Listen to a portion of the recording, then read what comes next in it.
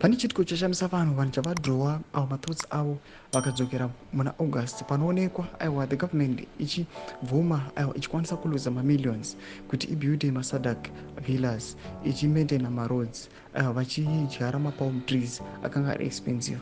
But pane this shocking picture raburitswa nevakomana veopposition ravaya vakauya panapa vakati aiwa this government hainei nemawishes evagari venyika yeZimbabwe.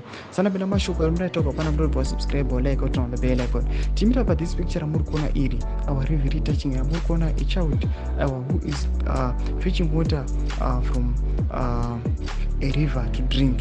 Ane apana panyora vachiti in this country the government can prefer to build villas and buy expensive cars. When it comes to citizens' welfare, the government will preach the gospel of sanctions.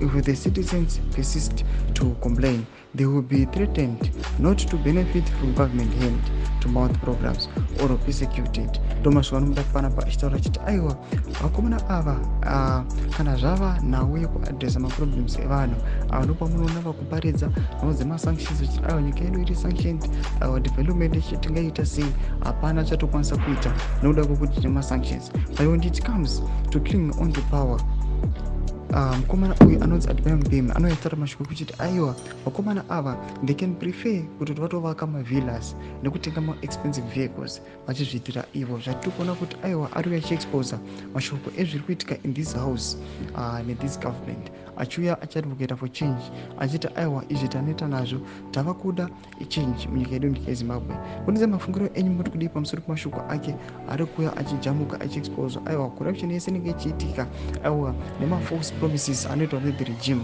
Aiwa pine comment section medu mutidze mafungiro enyu. Subscribe or like and turn on the bell icon.